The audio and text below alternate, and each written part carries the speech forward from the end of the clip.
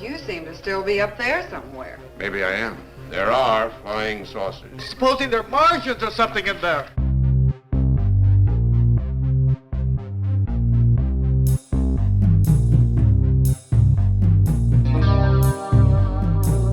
Hey guys, welcome back to another Weird Wednesday. I'm itsasherz, and this is Tobias. Tobias. How was your weekend and your week? Oh boy, my week and weekend were they were just great. They were just great. So I'm sure, as most people are aware, this past weekend was Mother's Day, and so I got together with some family. Now we've started alternating years. So this year, Mother's Day was my in-laws' turn, and so we went and hung out with them, and it was good. It was nice to be able to see everybody. I got a little bit of sun, so I'm a little red right now. I know nobody can see that, but just picture of a lobster wearing glasses, and you're pretty much there. And yeah, it was good. It was good. I've noticed that I have been receiving just a few more paranormal reports than I have been over the past couple of months. So that's good. That's good news. It gives me something to do.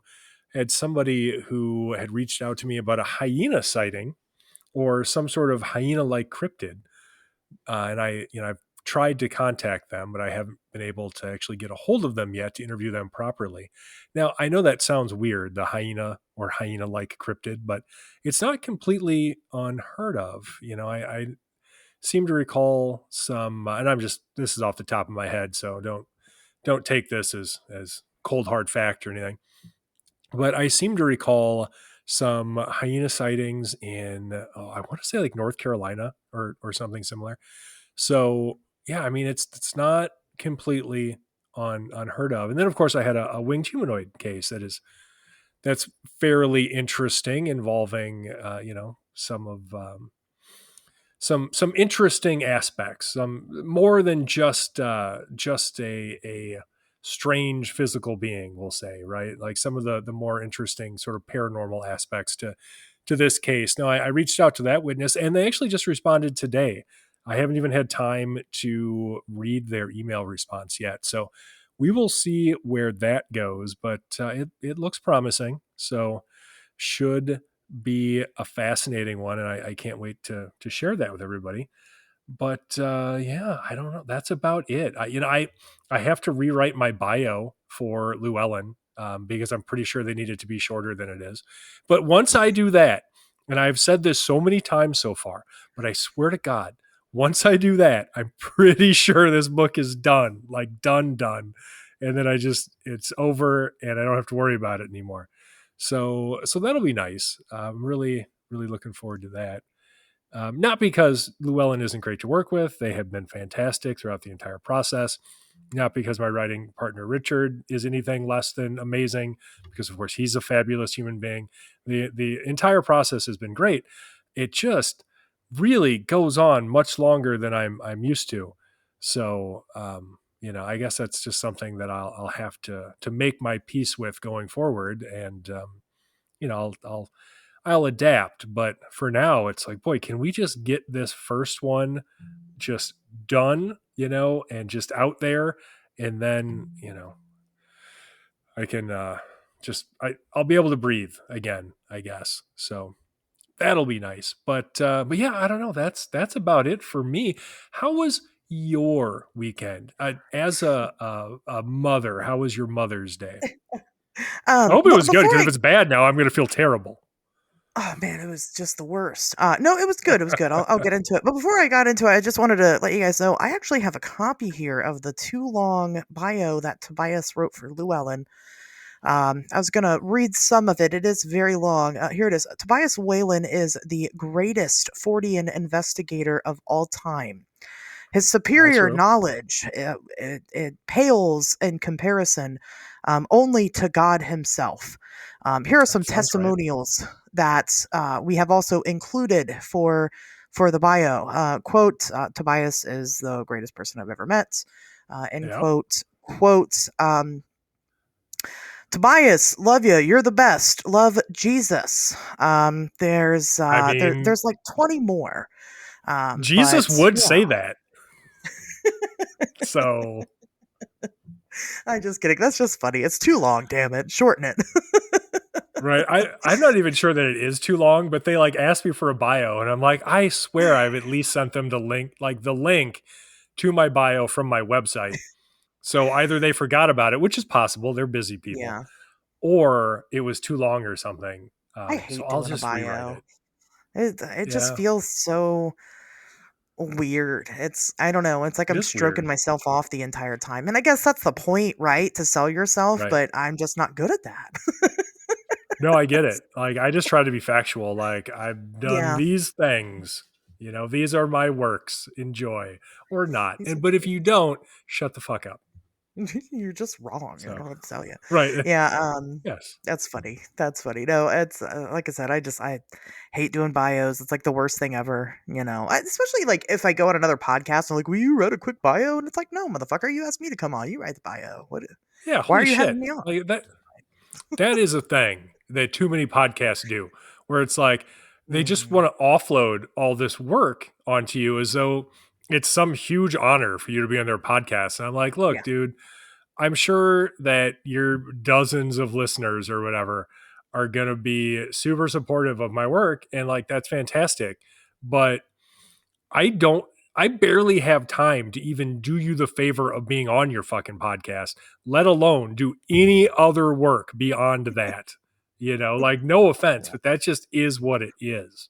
It And is what it is. I don't ever want to be somebody who thinks like they're too big to be on any particular podcast or anything.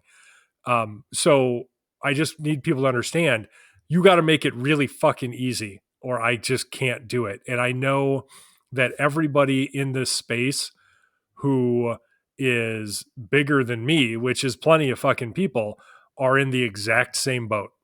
So even if you don't want me on there, you're like, oh, fucking Tobias, who cares about that fucking guy? Yeah, fair enough. But you want to ask anybody else who, anybody would know or wants to listen to, it's the same fucking deal. You got to make it so fucking easy on them or they do not have time for that shit. So, unless you're And like I'll coast tell to you. coast AM, like, give me Yeah, a break. I'll tell you, the people that work the hardest in this community are the people that are rarely recognized. It's the newbies starting out, right? Because I remember doing a fucking show 7 days a week, right? Yeah. Just to get my name out there because I thought I had to, and I wasn't getting paid to do all of that. And so now you're asking me to do more, right? And what am I going to do? Say no when I got no leg to stand on? Of course I'm going to fucking do it. I'm not now, but back then, of Right. course I was going to do it. Oh, I get it. So the all at minimum, at the bare minimum, all you can do is write fucking 2 sentences worth of bio. It's not like people are really reading them anyway. They're not. Um, it's not going to hurt you, Right. podcaster. What I've learned being a podcaster that most other podcasters aren't good at it. Anyway, back to my weekends. It was pretty good. Saturday we did what did we do? Oh, it was my nephew's fourth birthday party. Four. It's a big number, right? Wow. The number after three, right? That's right. Yeah. So It's between 3 and 5. Like there's between only three one and number. five. Right. And we went and we did that. So we had some family time. My mom, her birthday is May 17th. I'll tell you. So it's always around Mother's Day. And so it's kind of a weird time because it's like, well, now I have to get her a Mother's Day present and a birthday present. But it's no big deal because let me tell you, if there's one thing I love doing, it's spending money that I don't have. It's my favorite. And so, but we usually don't celebrate. So, like, typically I'll hang out with my daughter for Mother's Day. And then, like, next weekend, we'll all go to my mom's house, celebrate my mom's birthday, whatever.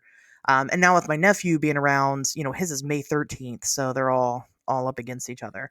Mm. So it was busy. But Sunday, I chose not to hang out with my kid a lot, and that probably sounds like a bad thing, but it's Mother's It's your Day, day. right? I'm supposed to be able to do what I want. So instead I went and I visited with a couple of friends and I went to their home. I had never been to their home before. And it was awesome. They have 4 dogs and 3 cats. Okay. And here's the best part. All of them wanted me to pet them. All of them. And Come to I my did. house. Like I that's did. that's what it's like over here. Well, okay, I will because let me tell you, if you got pets and they want pets, I'm the person to have over. It was a real highlight. It was animals are just there's just something so healing about them, and especially when they like you. Even Oh they yeah. have a really timid dog, and they were like, "We've never seen her act like this before with a new person," and so that makes you feel good. It's just a very easy That way to is feel better nice. about yourself. But I like hanging out with them too. They're just genuinely good people, so that was nice. But I really enjoyed hanging out with their animals a lot. So it was good. I spent some time there, and then I came home and didn't do too much. I really haven't done too much in the way of the paranormal.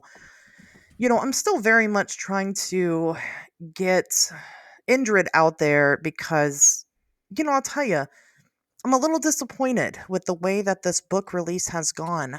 People are buying it, people are reading it, people are saying really good Mm. things about it. Um, but the whole reason I put it out there was in hopes to expand the Indrid Cold story.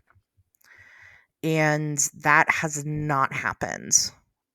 And I guess I don't know why I expected that so hard, but I did. And here we are. And I'm not, I haven't gotten any new eyewitnesses of the people of Lanulos or any other humanoid type of alien, human type of alien. Nobody else has really come forward. None of the family has said anything, which I was honestly really surprised about. So I don't know. I don't know I don't know what I think about it, I guess. You know, Hmm. here we Well, are. I don't think that we can be surprised that no further Lanulos sightings have, or what's a word for somebody from Lanulos? Lanulosian. I'm going with So Lanulosian. there's 2 of them, and I address it in the book. Woody said Lanulesians, while Tanya I said like it. Lanulosians. Lanulosian is better. All right, It sounds so better, yeah. it does. Okay, so damn it, now I got to find my train of thought again. Fucking Lanulos. Okay, I don't think we can be that surprised that there haven't been any further sightings of Landulosians, right? Like, is anybody shocked by that? You know what I mean? Like, people aren't going to make me say it, right? Like, come on, guys. Like, we know why, right? I know, but I hoped. Mhm.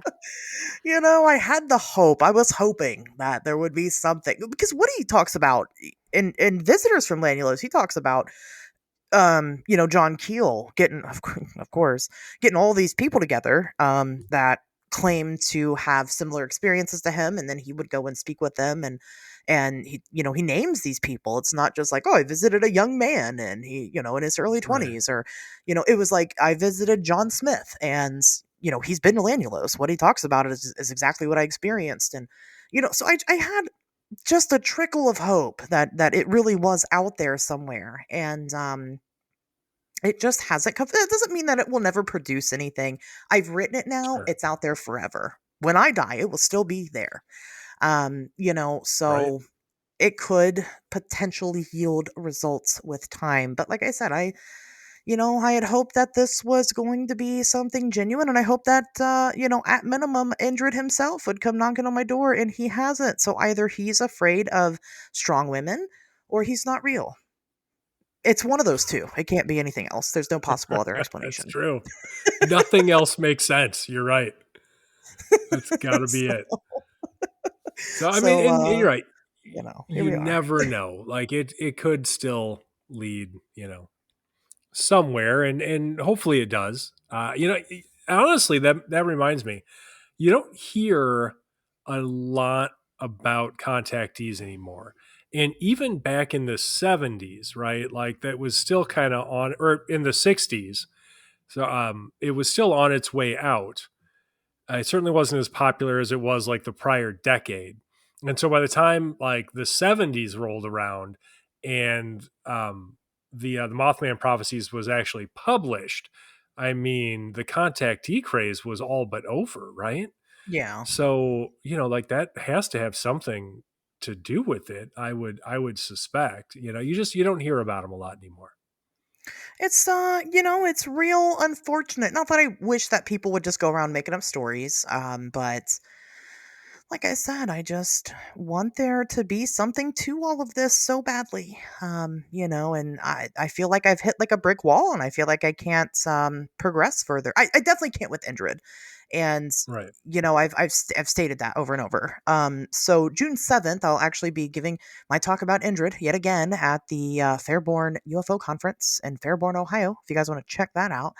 And you'll hear me say exactly this, like there's nothing more that I can produce, and that was one of the reasons why I had to get the book out there, because without me giving something to jump off of, there was nothing more for me to do with it except for just let maybe somebody else take it over and make up a bunch of shit. Andy Colvin. But I'm just saying, it's just the way that it works sometimes. So I'm done with it for now. I mean, that's what more can I do? I'll still continue to go and give talks about it, at least for the rest of this year. But I'm, ready to dive into the next thing. And I just have to find what the next thing is. And I have a plan for how to go about finding it. But that part is over. I guess maybe I go back to Mothman for a while, see what he's up to. Maybe.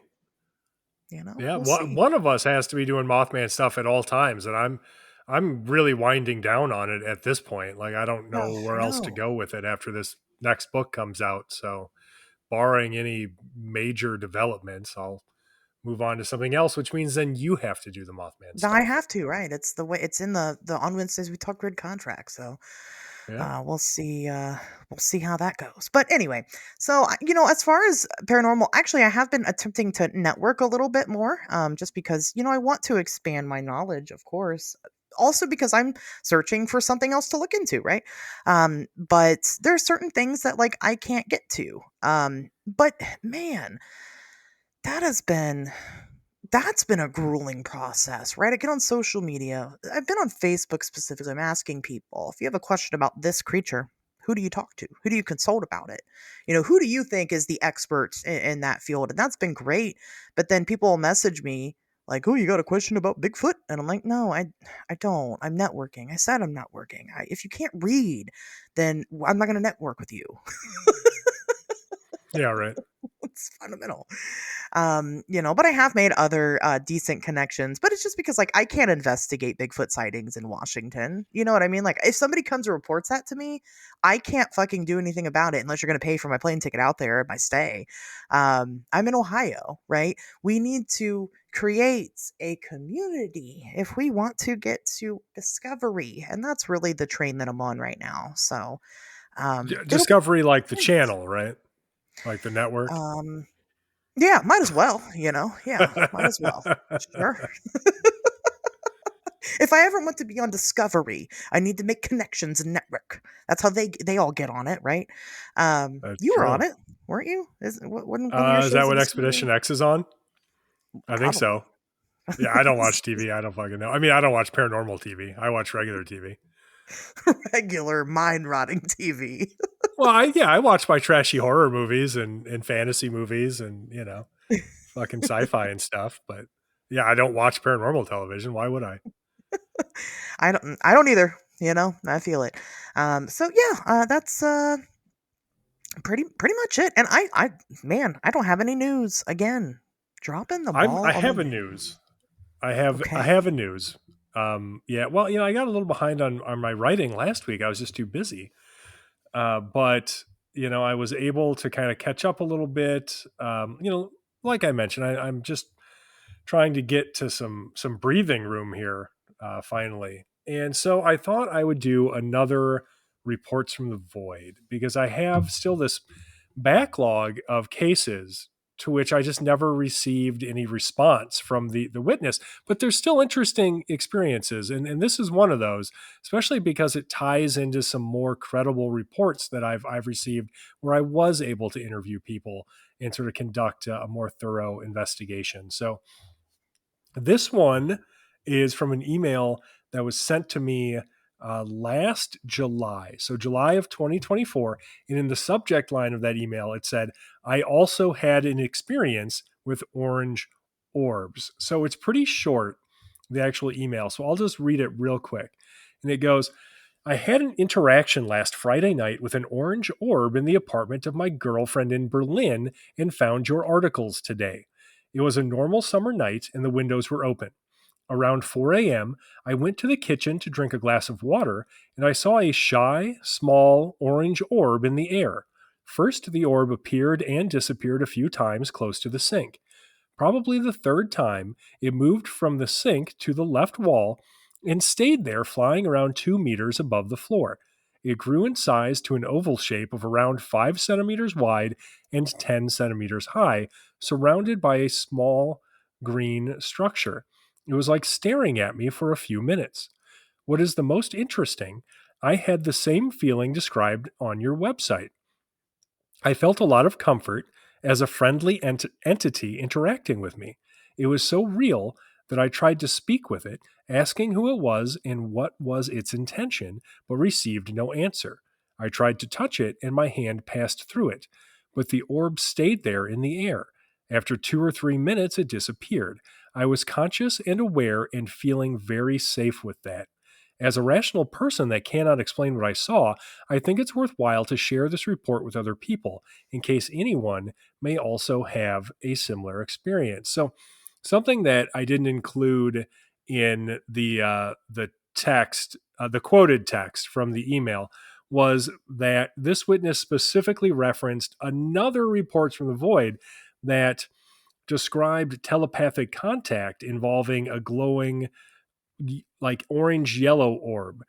He said that he had read it and the linked articles contained therein with quote unquote great interest. So, naturally, as I mentioned, I replied to this email. I didn't get any response, but I still think it's noteworthy because of the chain of events here, right? So the articles linked in that other reports from the void that this gentleman had read included one from 2024 where I was able to interview this woman who had these 2 separate encounters with weird orbs in Arizona, including photographic evidence.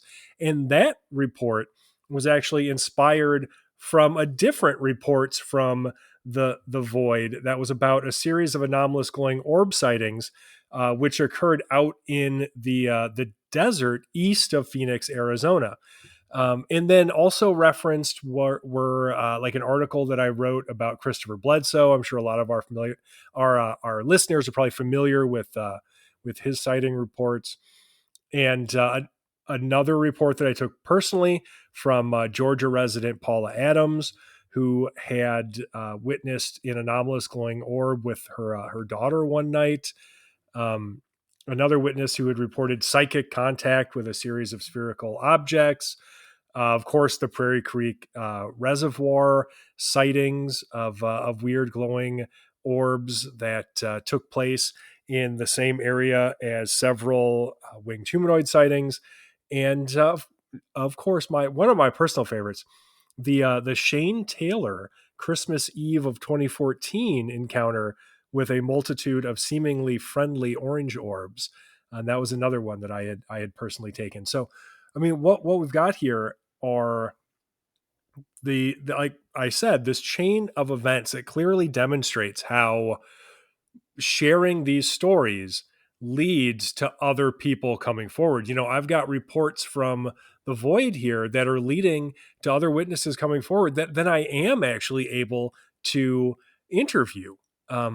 And because of all of the people I've been able to talk to at this point, when I read an account like this one, even though I wasn't able to speak to this witness, I still think that it's worth sharing. And I still think that it adds to the volume of data that we have surrounding this subject, because on its surface, it seems fairly credible. And even though we can't fully give it that distinction because of how I just didn't have the opportunity to follow up on it, because this witness, for whatever reason, didn't want to respond to my attempts to reach out. Despite that, it still, to me, points to this common experience and the likelihood that it is even more common than we suspect. If we have these people coming forward, how many people aren't? Maybe quite a few. That is very true. Very true. The stigma is very slowly disappearing. A lot of people aren't criticized nearly as much anymore when they relay a paranormal experience to their friends and family as before. I don't believe anyway. So that's demographic is definitely switching up a little bit. Unfortunately, it's also made more people come forward who aren't having genuine experiences. But I still believe there's a lot of unreported cases out there. And I've said it before, we don't really have like a one dedicated resource to report things to, which causes issues, which is another reason why I'm all about community and coming together. We only really Right. have individuals. Which is fine. It's fine as long as those findings are shared somehow.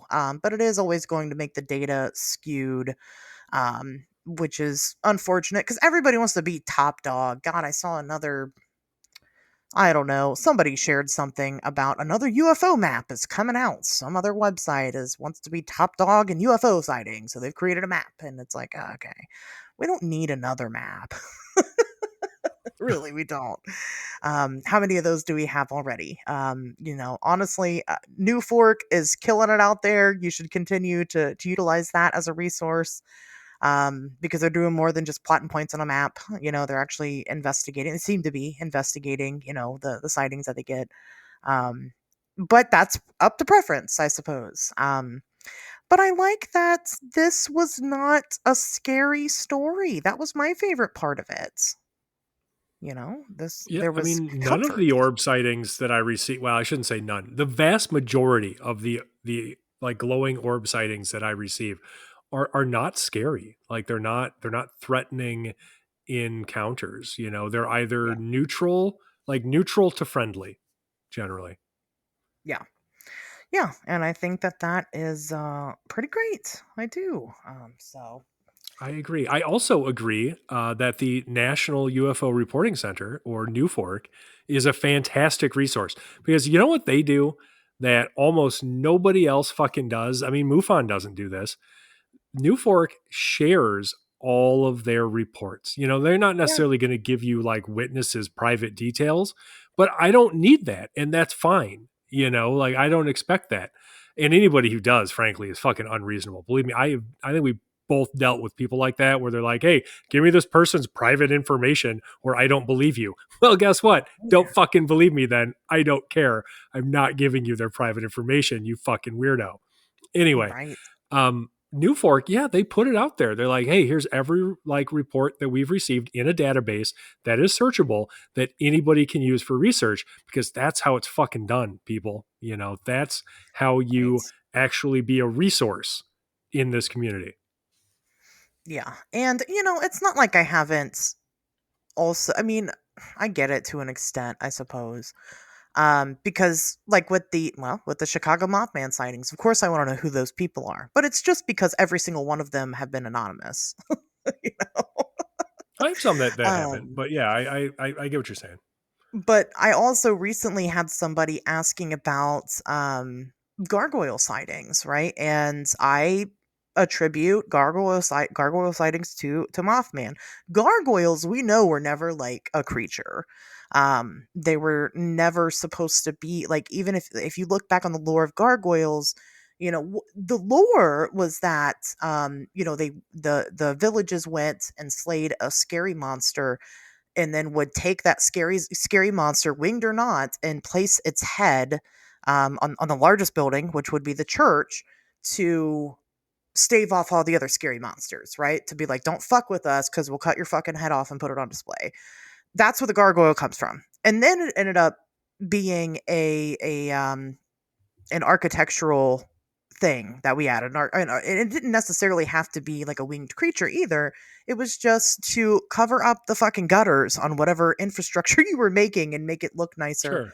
while also not showing the pools of water. We know where gargoyles come from. But I've had reports from people that describe what they saw as a gargoyle. And Oh yeah. even though there is, I think, one notable one where we know who it was, that was Frank Shaw, right? In his gargoyle sighting. Definitely described the same attributes that Mothman has or whatever. Somebody was demanding that I tell them who my witnesses were for gargoyles, because I've gotten gargoyle reports. Right. But I'm fucking not.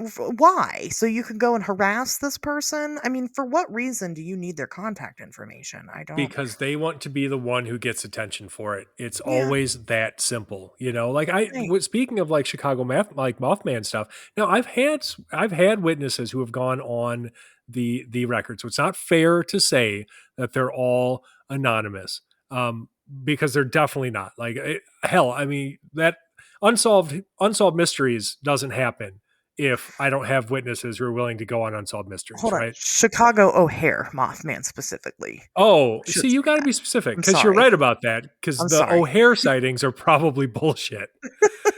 But yeah. So like, yeah, if we want to talk O'Hare, then you are 100% spot on. They are all anonymous. I've spoken to one person directly who I don't remember off the top of my head. I maybe was able to use his first name, but that's one witness.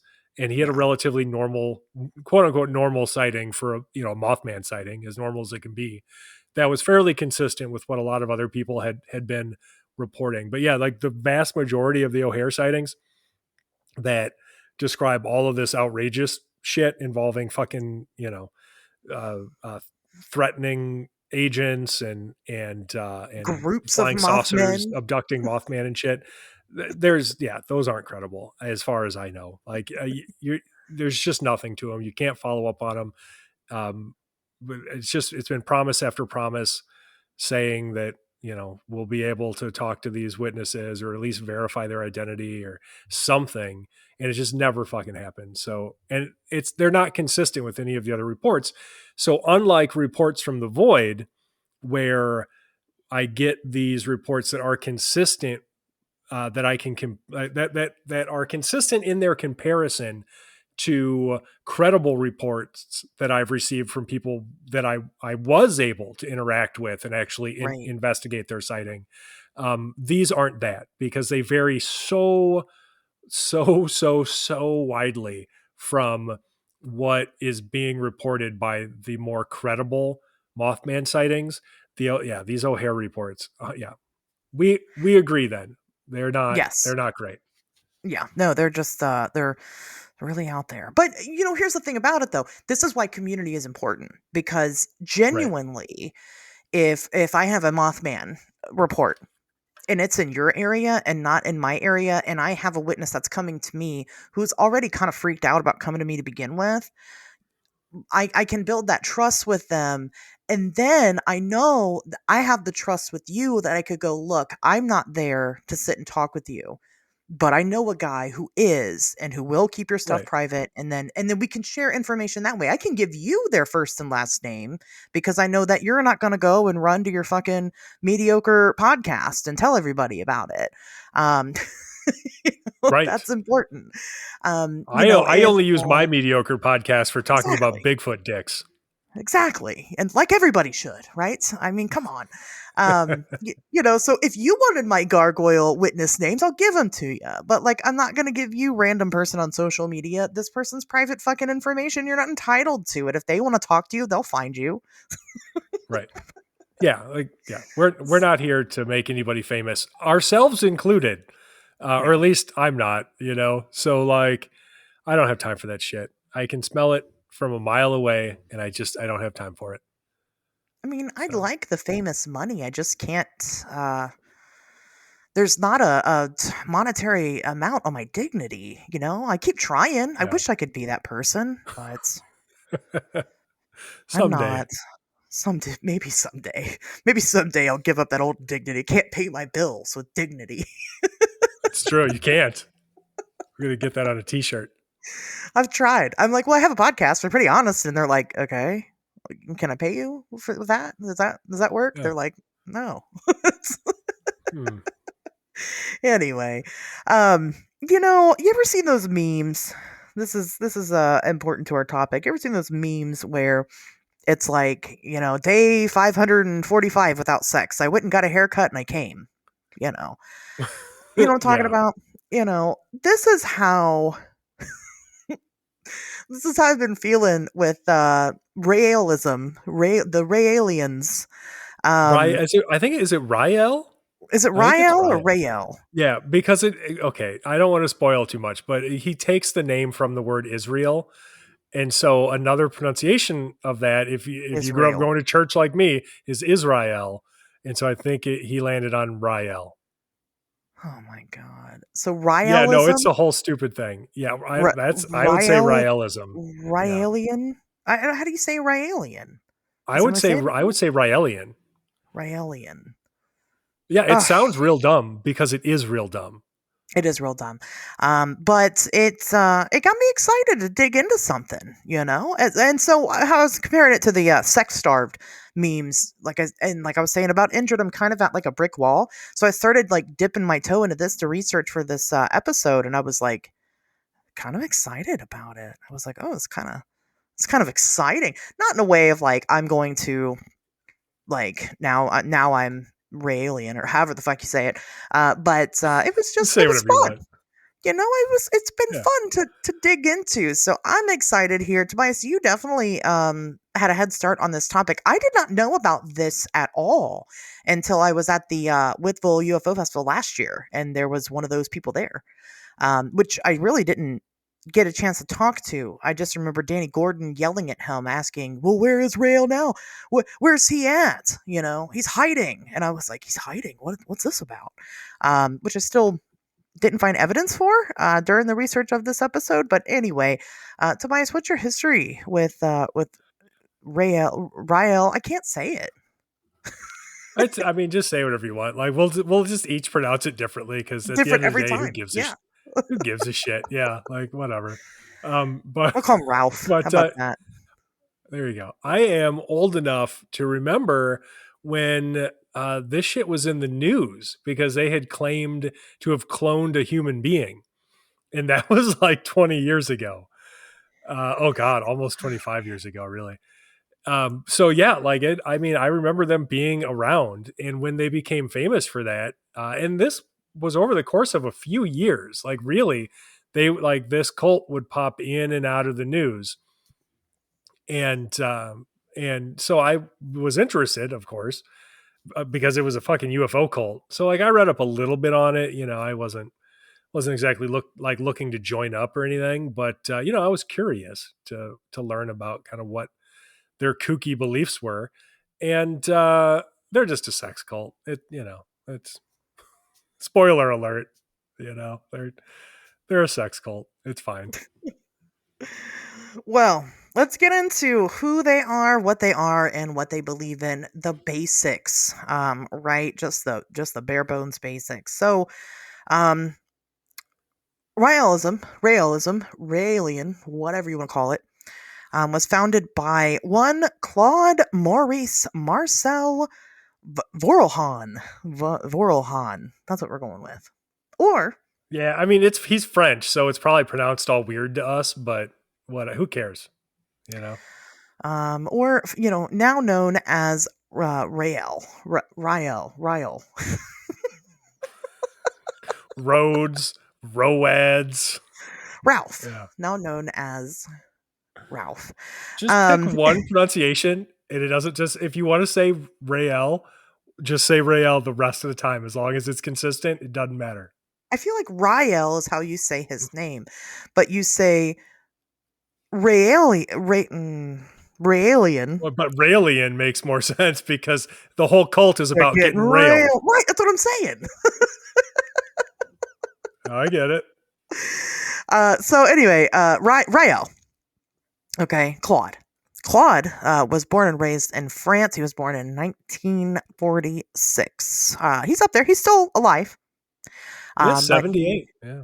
yep, he is up there. Now, he had a pretty uneventful childhood for the most part. Some people do put importance on the religion that he was raised as. However, he really wasn't. He was raised religious, but he wasn't. He says that his grandmother and his mother. He didn't know who his father was until the aliens told him his father was. But we'll get into that. Um, were both atheists, right? They didn't subscribe to any belief. However, he did attend a Catholic boarding school. So it's not like there was no religious influence in him whatsoever.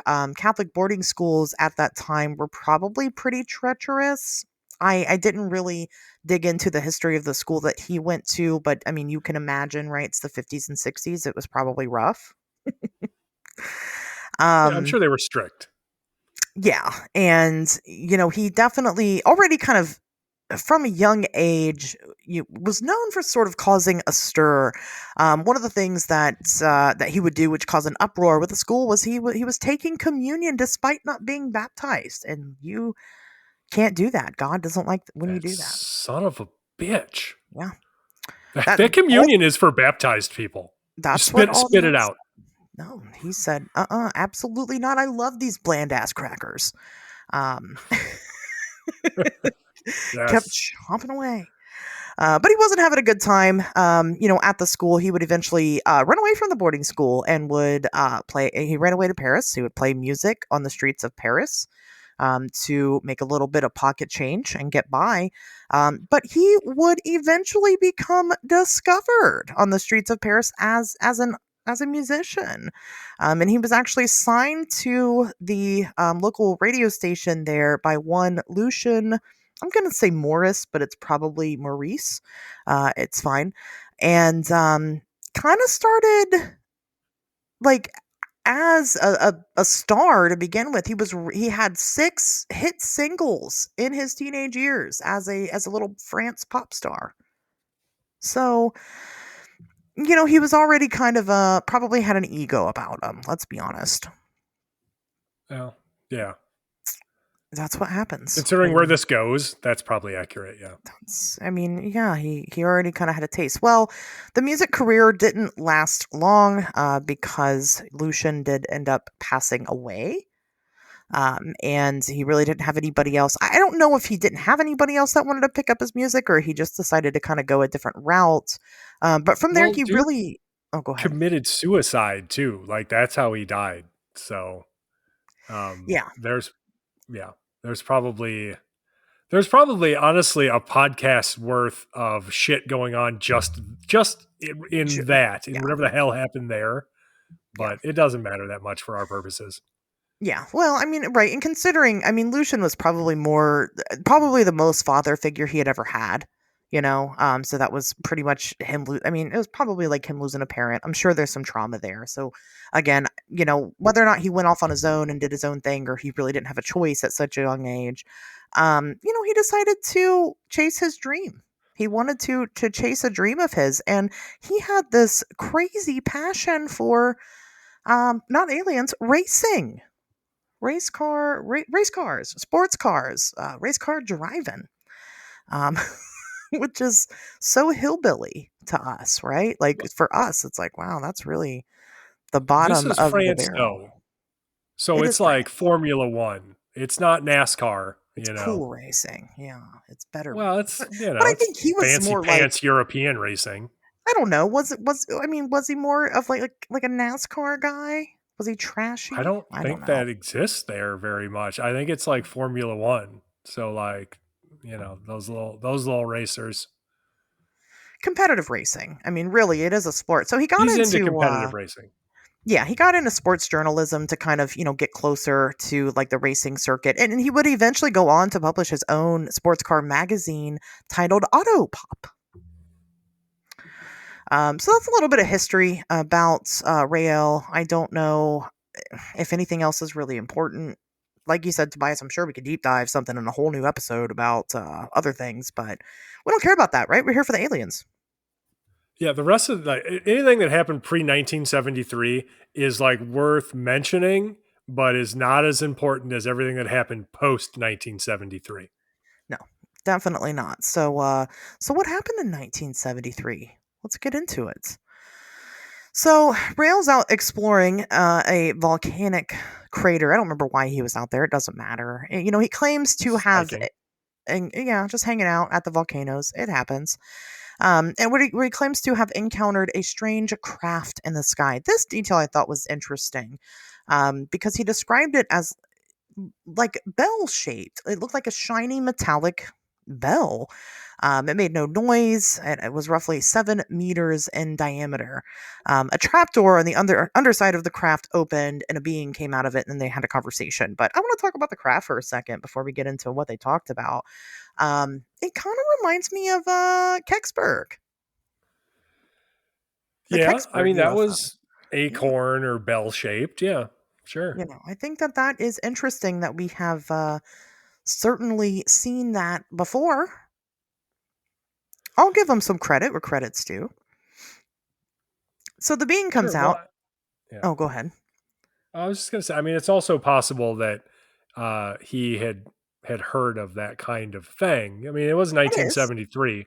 People were into UFOs, so that may have informed the appearance of the craft. We'll say. Well, and as we eventually find out as the story goes on, he seems to take a lot of inspiration for things that have already been written about. So Right. so you're right. Absolutely, he could have already knew about. He could have just picked a strange craft to seem unique, but to give it some credibility, mirrored it with something else that was odd, and went, "I'm going to go with that one." And he went with Kecksburg. We can't rule that out. Could have been totally unique, and maybe he encountered a strange vehicle, and beings came out of it and had this conversation with him. So let's get to Maybe. the meat of that conversation, because this is where Rael's life changed. This is where he became Rael, right? Um, Oh yeah. the being came out of the trapdoor and started speaking with him directly.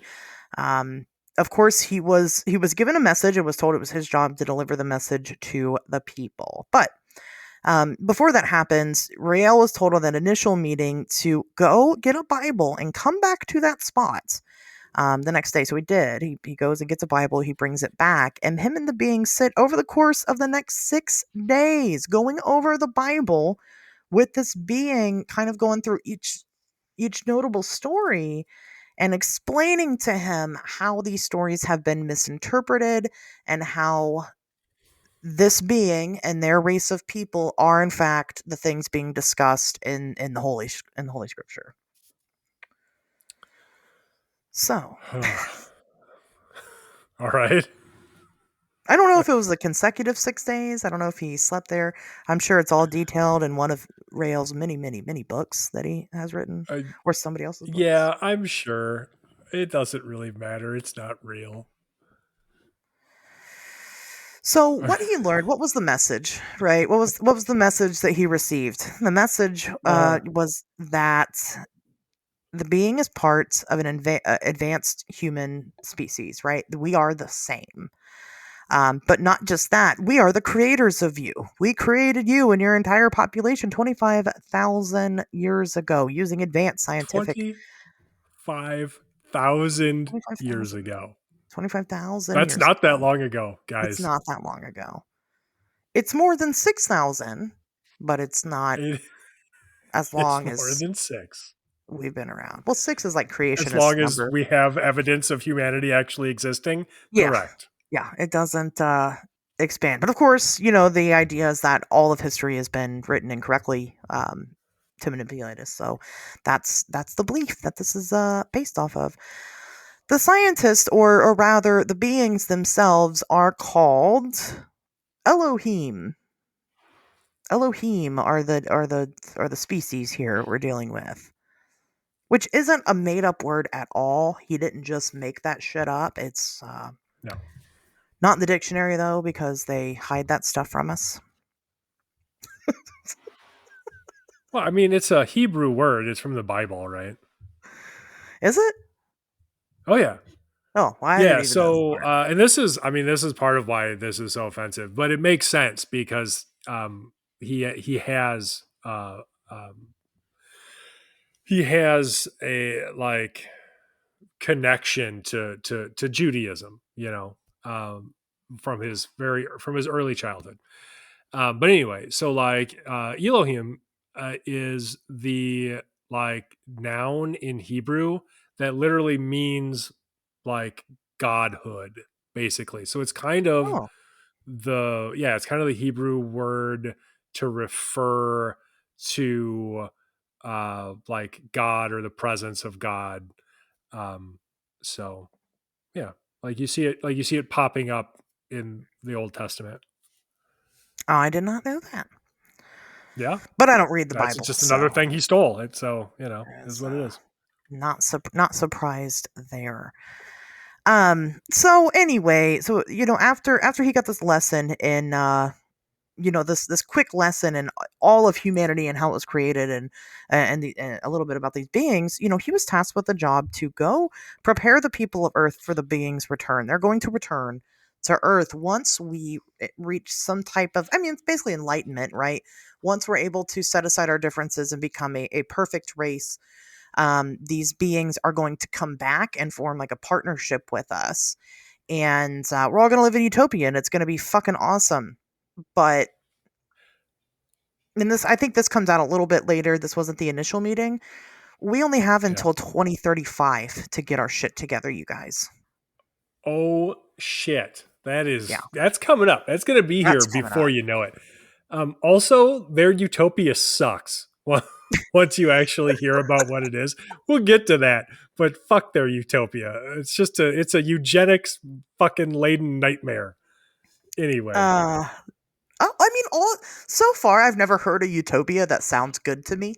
You know, yeah, never. it's all fascist bullshit. Yeah, It always is every time, right? And it's like, well, I yeah, mean, that's not that great. And it's supposed to be perfect.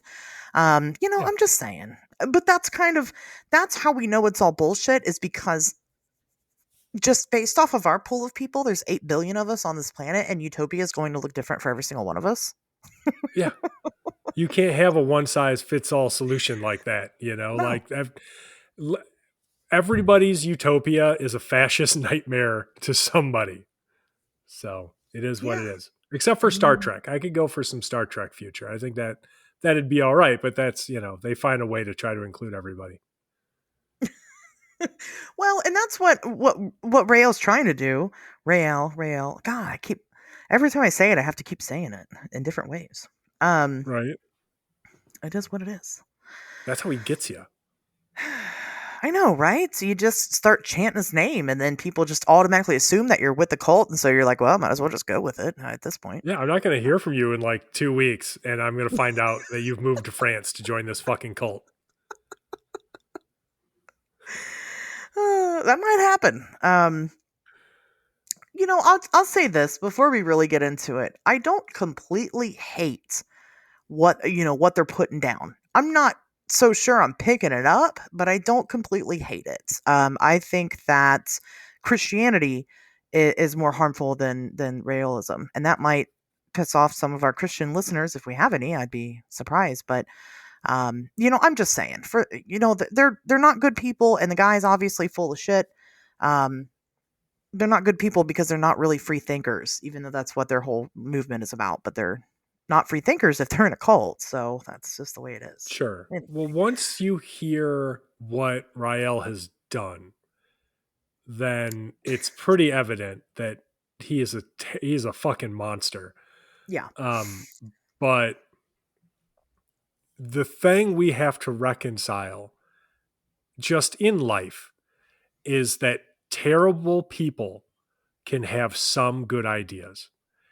And in the official sort of like scripture that Raelism has, for what it is, they do talk about some ideas that I think would be seen as a net positive. So being very supportive of like the LGBTQ community and like feminist principles and all of this stuff.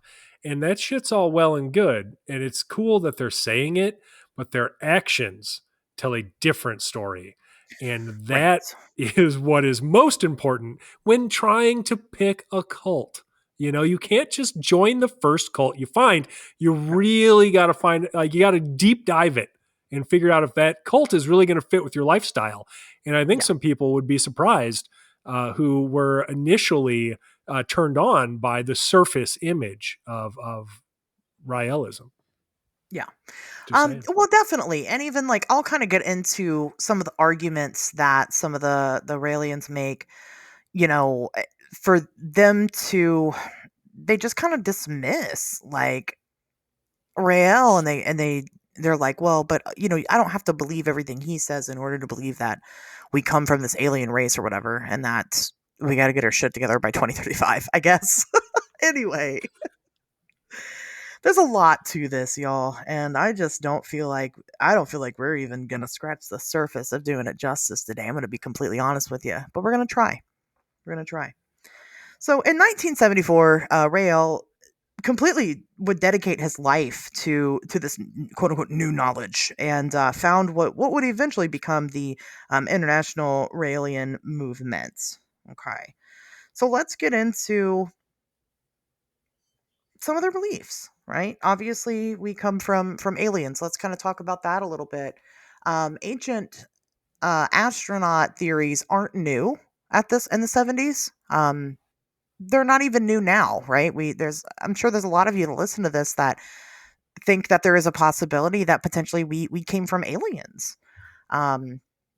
Even, just to kind of insert Injured Cold into it a little bit, just because I know a lot more about the Landulosians than I do about these people. They have origins with humans. They are humans. They're just living on another planet. They're just a more advanced version of us. As a matter of fact, the Landulosian people were initially ended up on Lanulos because they were humans from Earth that crash landed onto Lanulos and decided to take up residence there. That's written in their origin story. Makes perfect sense. Of course it does. And that was the 60s, right. For sure. Well, to put some of this into perspective, like we already mentioned Kecksburg. Kecksburg took place in 1965, right?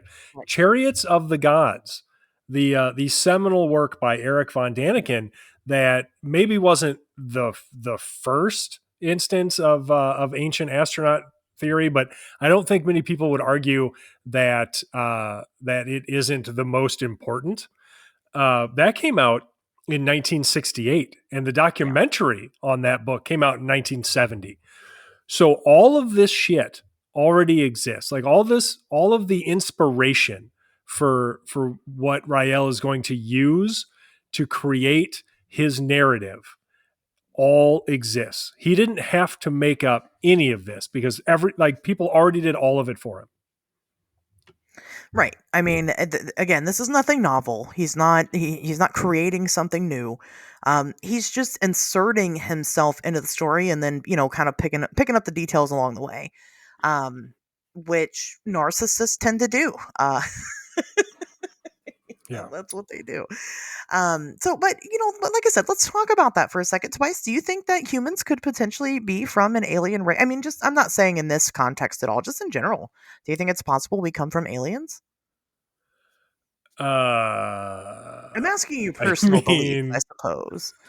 It's like, I don't know, maybe. We don't have any evidence of that. There's nothing to support it. We seem like through the fossil record, we seem to have a pretty good idea of what went down here over the past few billion years. So, I mean, I don't based on current evidence. No, I don't believe that. I'm open-minded. So if somebody has some actual evidence, I would be very interested in seeing it, but they don't, and they're not gonna. And if they're going to get mad at me for not believing things for which we don't have evidence, then there's nothing I can do about it. Yeah, I'm open to the idea. I don't feel strongly about it one way or the other because, like, I don't know, in the grand scheme of things, it really doesn't fucking matter, you know? It's not gonna. What?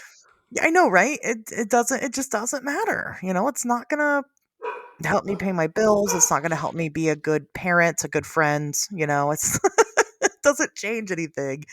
If that is what happened. I suppose a lot of people would say that it would change, a lot of things, right? Our basic infrastructure and how our cultures are designed because of religion and maybe, I guess, but yeah, I don't feel strongly about it. I'm open to the idea, but I'm not totally sold on it either. Because there just isn't any evidence really. And, I wouldn't there. I don't know. As far as I know, I was birthed out of a vagina here on Earth in an Earth hospital, and that's what I know. Right. Well, yeah. I mean, I don't know. I'm sure there are people that feel strongly about this, and that's fine, and that's great. And maybe they think I'm a shill for, I don't know, big archaeology or something. And I say that not entirely in jest, because there are people who believe in archaeological conspiracies, and I'm sure There we both are. heard of that. But yeah, I mean, there's just no evidence for it, guys. Like, as entertaining of an idea as it can be, as tempting of a fantasy, I guess, as it would be to say, no, we're not just a normal animal that evolved here like every other fucking animal. We're special. We were created by somebody. It's frankly, it's just another creation myth. Every religion has one, and this cult is no different. They have a Yeah. they have a creation myth that tells us why we're the most special animal on the whole planet. Guys, can you believe it? We're so fucking special, but we're not. We're just fucking animals like everybody Yeah, else.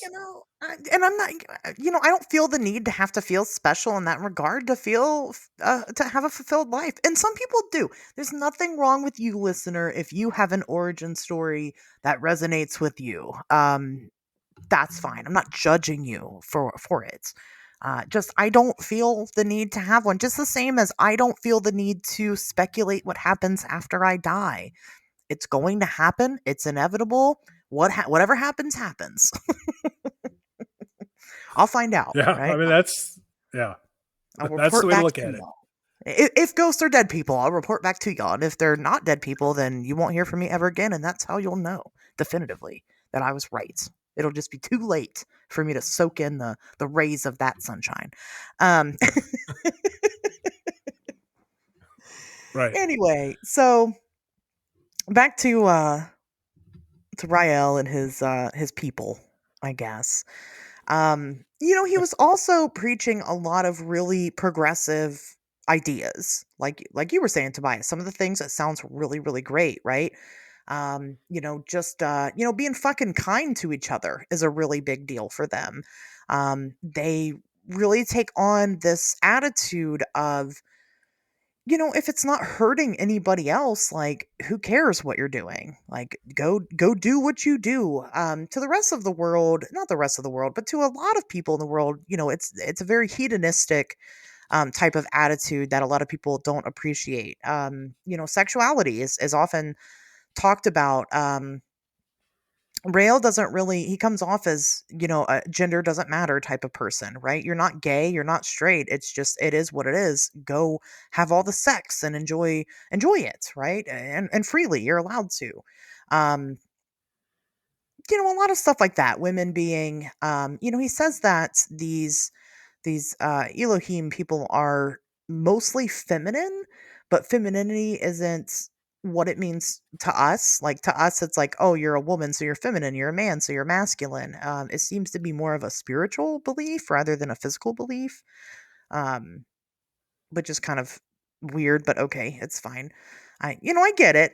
Again, I could definitely, I'm not quite picking up what they're putting down, but I'm interested and I'm looking, right? And a lot of people probably felt that way, especially during this time.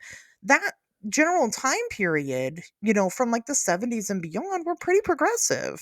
I mean, wouldn't you agree with that? Well, I mean, I think we were looking at there was certainly a lot of support, I think, for feminism in certain areas of society at that point. I think that's when you saw a lot of support for feminist principles in like academia, and that sort of bled into the New Age movement, and basically lots of counterculture movements at that time. And it did affect real change. So yeah, it definitely is not unusual, I think, for a fringe group at that time, in the mid 70s, to be espousing those kinds of principles. I will tell you this though. I From what I have seen, what was really being created was not this feminist progressive space, but a trap to make women feel comfortable and then take advantage of them. Hmm. That it would be genius if it wasn't so shitty. But yeah, that and I this fucking dude isn't the first person to do this. He's not going No. to be the last. But that's certainly what it seems what it seems like to me is uh, trying to especially sort of supporting the idea of like femininity in men, and there's nothing wrong with that. We all have this spectrum. Everybody should have masculine and feminine qualities. If you don't, there's something wrong with you. Men can be nurturing. Just I'm not fucking saying I'm not arguing against that, but the way that it's presented in Raelism or whatever the fuck is as this like utopian ideal, like it's this sort of idealized femininity, which increasingly it just becomes stranger and stranger the more it's emphasized, because originally the message was supposed to be that everybody's equal, right? Like that's what the Elohim were laying down right away, is like everybody's equal. Men shouldn't be more powerful than women in society. Everybody should be the same. And then as things go on, like things progress, like you sort of see this ramping up of the reputed importance of femininity or feminine aspects in the cult, and it considering what happens next, it just feels like him changing the narrative to support the outcome that he was looking for, right? Just trying to make women feel as comfortable as possible to take advantage of them. Yeah.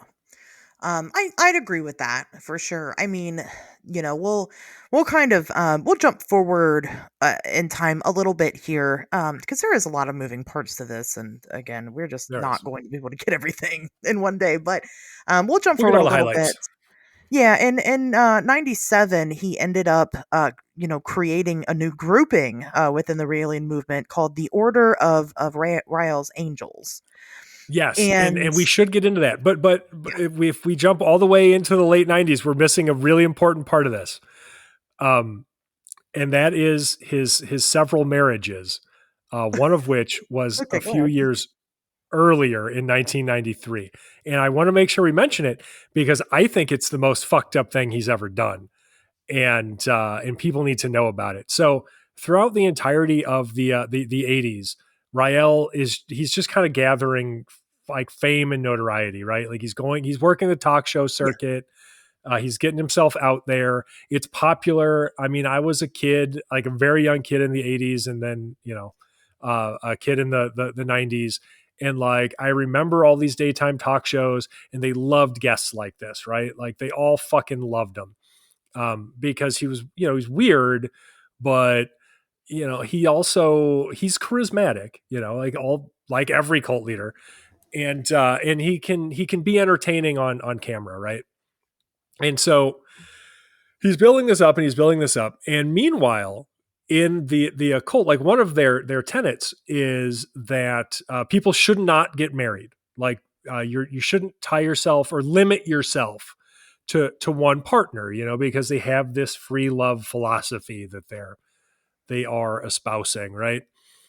And so what does he do? He gets married, and he gets married 3 times. And the first time is, doesn't really matter. We could get into it, but it's not super important. Normal human woman, whatever. The second time, in 90, I believe it was right around 93. So there was a daughter of one of his cult members, and the daughter's name is Sophie de Neverville. And she first became one of Rael's consorts when she was 15. And when she was 16 in the early 90s, they got married with the permission of her mother, who, again, as I said, was in the fucking cult. Yeah. And as if that wasn't bad enough, like that's obviously that's creepy. Then they tried, well, not creepy. It is assault of a minor, Right. like it is unforgivable. It is statutory rape. And, okay. So the way they tried to justify it was that it was a marriage of convenience because he was getting asked too many questions when trying to travel across borders with Sophie. So he's like, oh, well, obviously the solution to my traveling between countries with this underage girl is to marry her. So then all of these fucking authorities will stop asking all of these fucking pesky questions that I just don't want to have to answer. So why don't I make this fucking child my wife? Perfect. Nailed it. You did it, Rael. What a fucking genius. Jesus Christ. So that's a really important part of this that people need to understand is this dude married a 16-year-old because it was too much of a pain in the ass for him to traffic her otherwise. But that's fucking evil. I mean, they were absolutely a couple. Like, don't get it twisted. He didn't only marry her in order to be able to travel her for innocent means. They were a couple. Yes. No, he was having sex with this teenage girl. Yes. Before they were married, almost certainly. Almost certainly. Right. Exactly.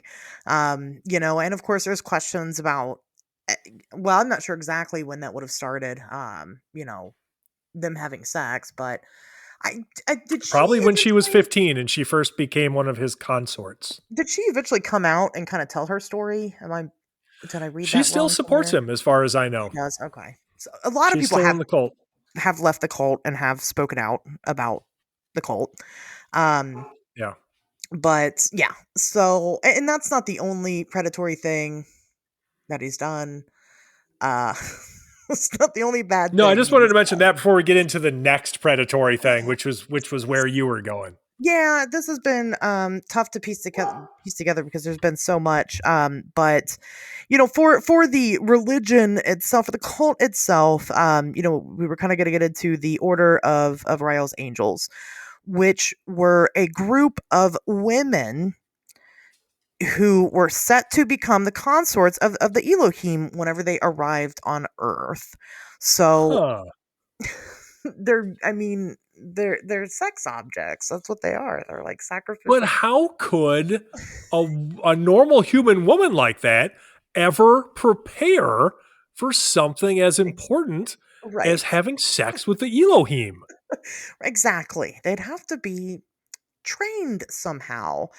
Um, But who would be and qualified? I know, right? They would have to know. How do they know if the Elohim like getting their buttholes eaten or not? God. There's only So one way to find out. which is interesting because here's where it's interesting. It hasn't been interesting up until this point.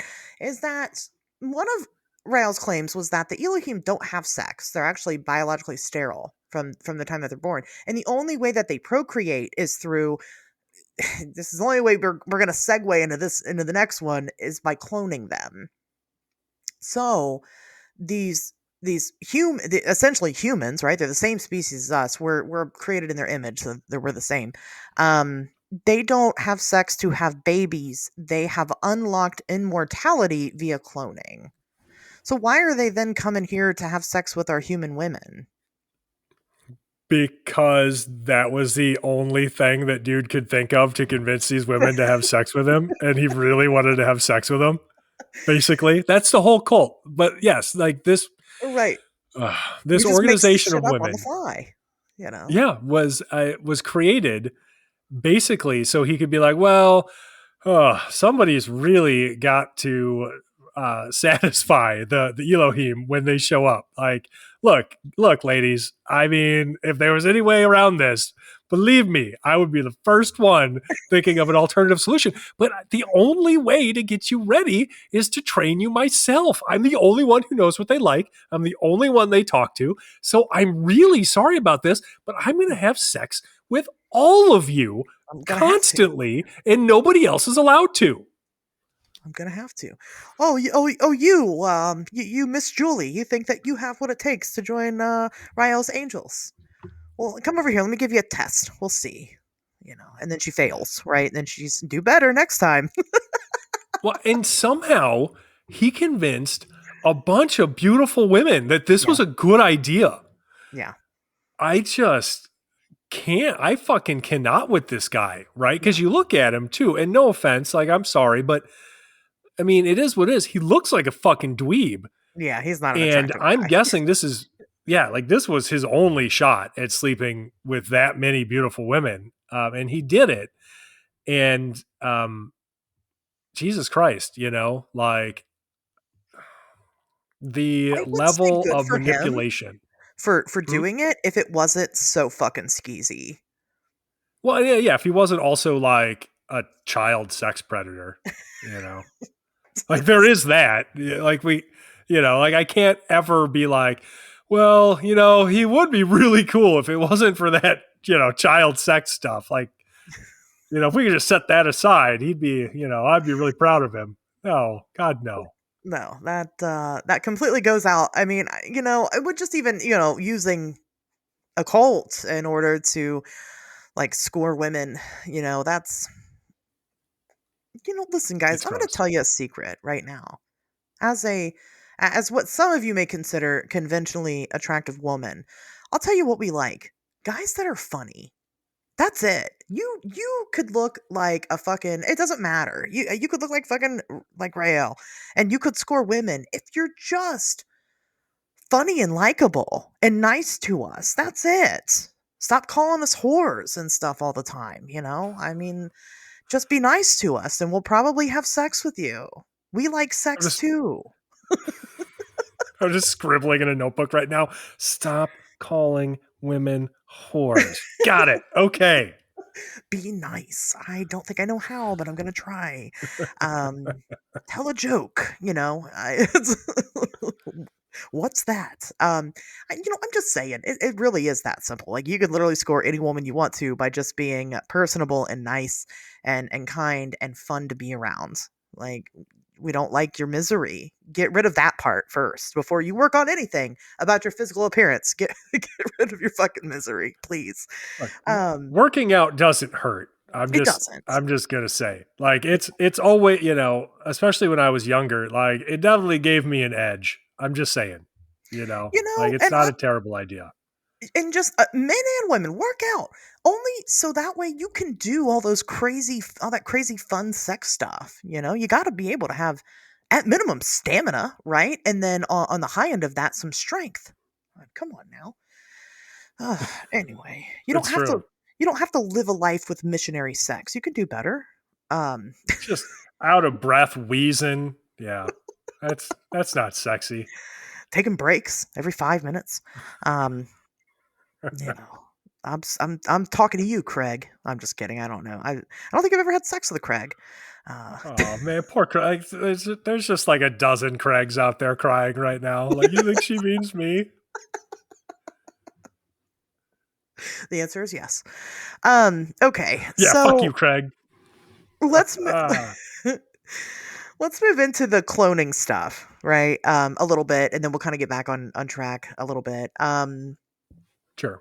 So like I said, this race of species, these beings are created strictly through cloning.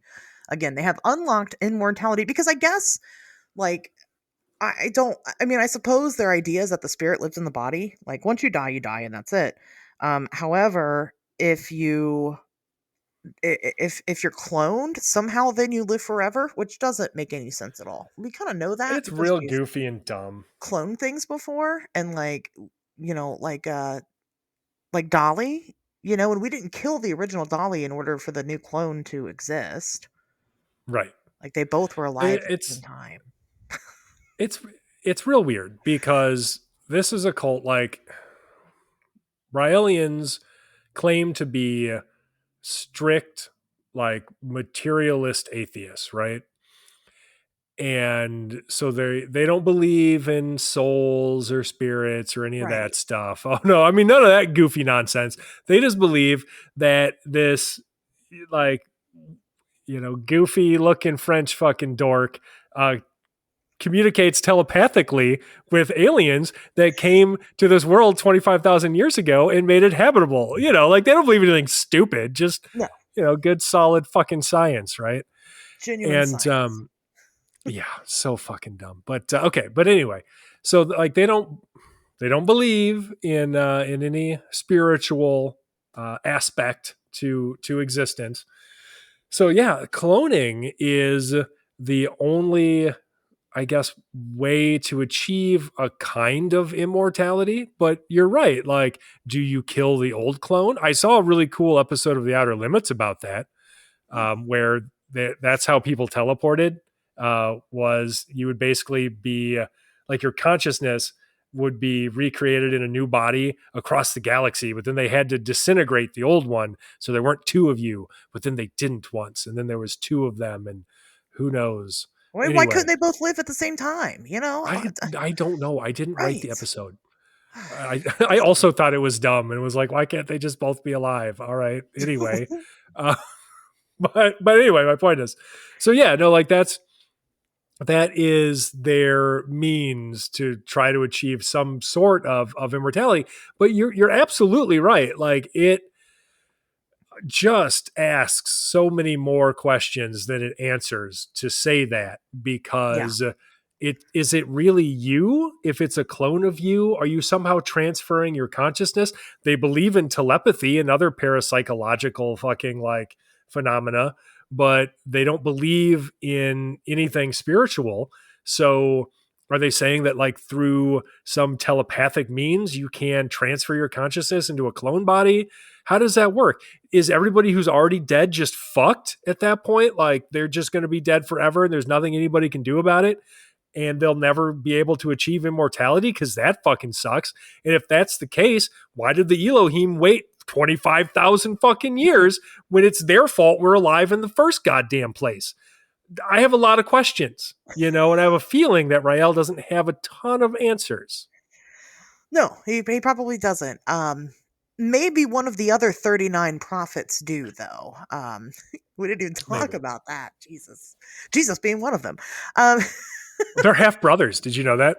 Rael and yeah, Jesus are that's half right. brothers because they have the same dad. I forgot about that. Yeah. Is he also half brothers with like Buddha and who else did he say? Muhammad? I don't know. I don't think so. I think it's him and Just Jesus, Jesus. because the same. Now, this is the best. So when you're talking about the Elohim, the singular version of Elohim is Eloha. Oh yeah, that's right. Eloha. I'm not making this up. So because the same Eloha was like impregnated a human woman to who gave birth to Jesus, as impregnated whatever human woman gave birth to shitty Rael. They are half brothers. Now, I don't think that's true for everybody else because it doesn't necessarily fit into the existing mythology. Because there are some constraints, Right. right? Like he's got to make his bullshit fit into what already exists. Because otherwise, otherwise it would be stupid. Who would believe it, right? Well, that's right. So he says that there's a reason why the Jews there's a reason Oh why the boy. Jews are the chosen people. And the reason for that is because they were the product of earthling women being impregnated by the Elohim, and so therefore they're basically like the Nephilim from the Bible is what they are. So they're like half god, half human. And that's why again they're considered like a sacred people.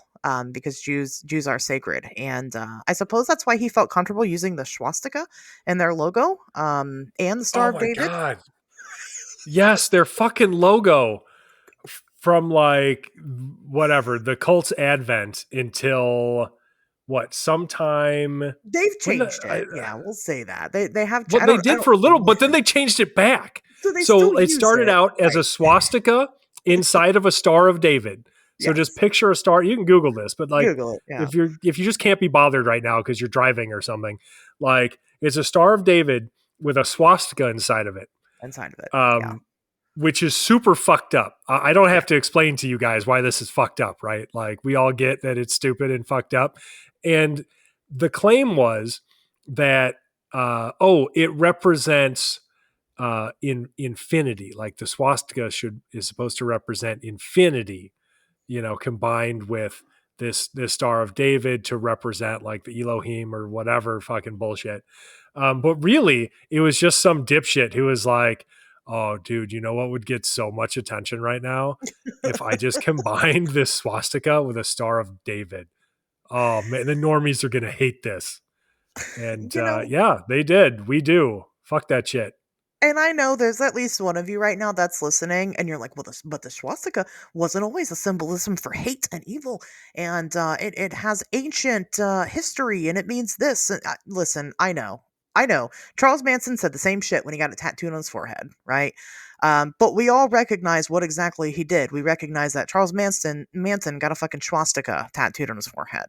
You know, after World War II, it changed. The meaning of it changed. Things change. Symbols change and meanings change and words change. It happens.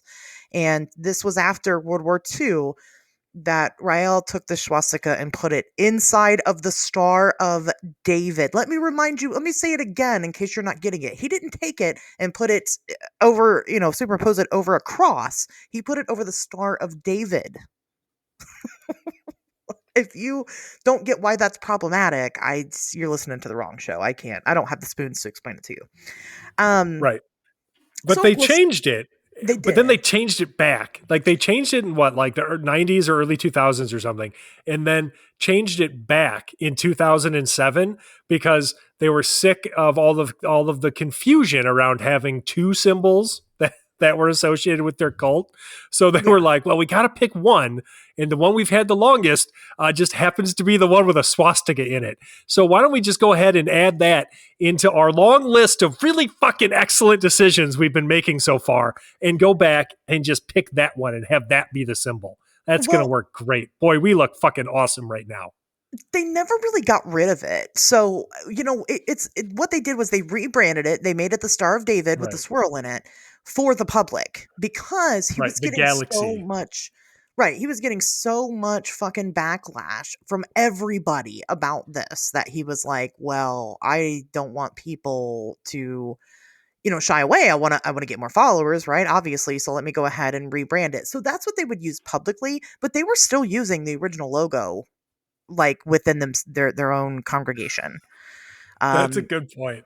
so they never even fully dropped it. They just continued to use it. And then eventually they were like, well, fuck it. We're just, we're here now, I guess. I don't know. I Right. guess as more fucking, um, bigots came forward, he felt more comfortable. I don't know. I have no idea. I can't explain that. But, a lot of Of course. people say that there's a lot of issues between Rael and just kind of what he says about the Jews and what he chooses to put out there about because even like shipping them with Nephilim, like saying that they're Nephilim is negative. The Nephilim weren't a good thing. God hated the Nephilim. That's why he flooded the earth, was to get rid of them. So,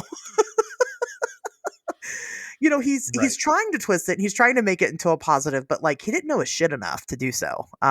Because here we are. And even then, they're the chosen people. What the fuck does that mean? Because they die anyway and their souls don't do anything because there is no souls. So what does it matter? Okay, whatever. It doesn't make sense. But back to the cloning situation.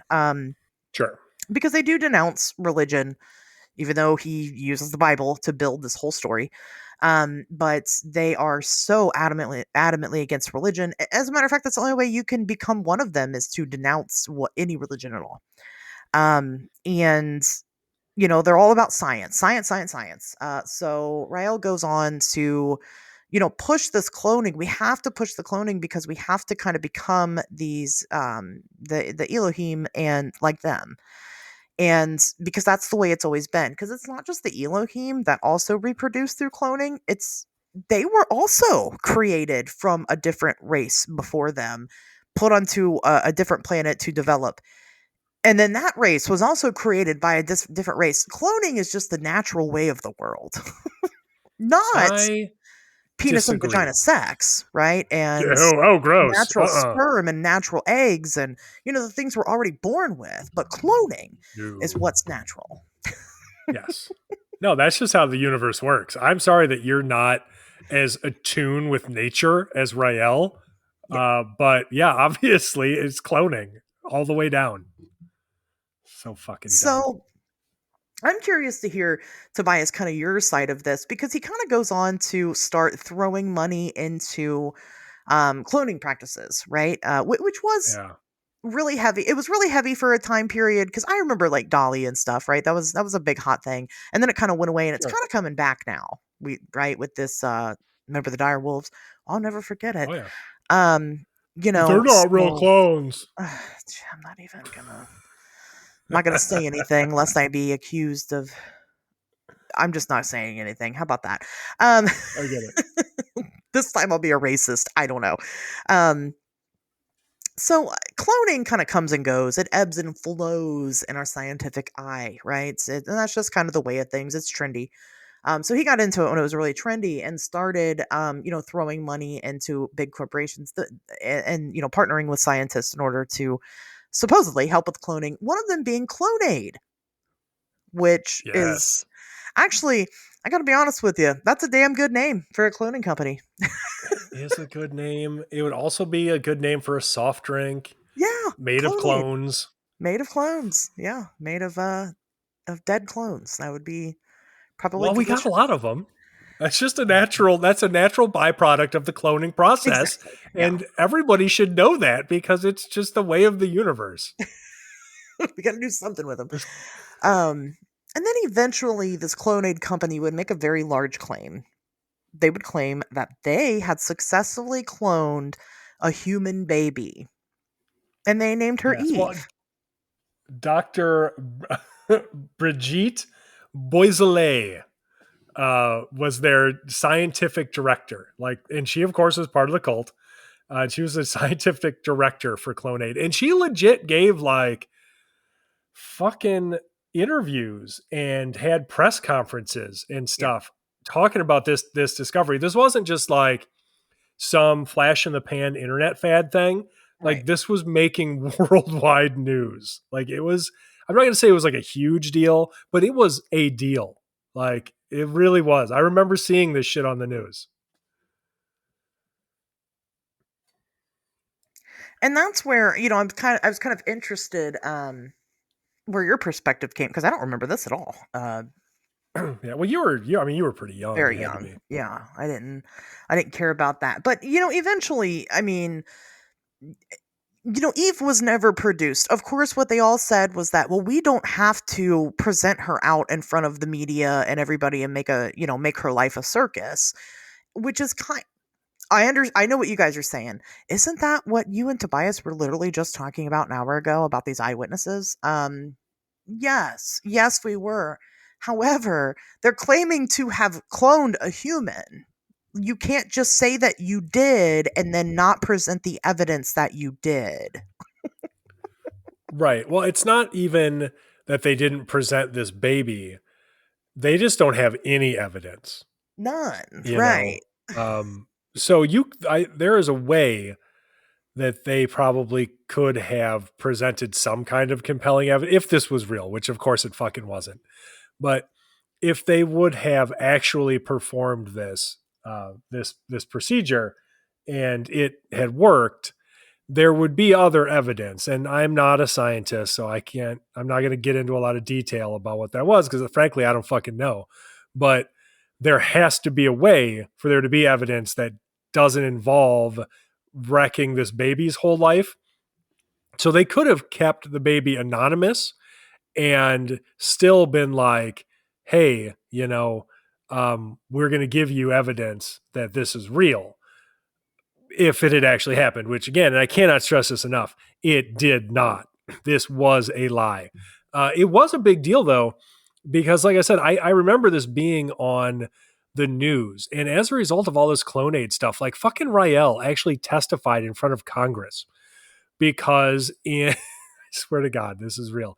In the early 2000s, cloning was a big deal. Like politicians in this country were talking about outlawing it. Like you had already mentioned, Dolly, the sheep being cloned, and this advances into cloning had created this sort of like almost scientific panic in a way of people being afraid of the potential implications. Like people were reacting to this very, very strongly, and a lot of people wanted to outlaw human cloning before it even really became an issue, before like anybody really had a chance to experiment with it.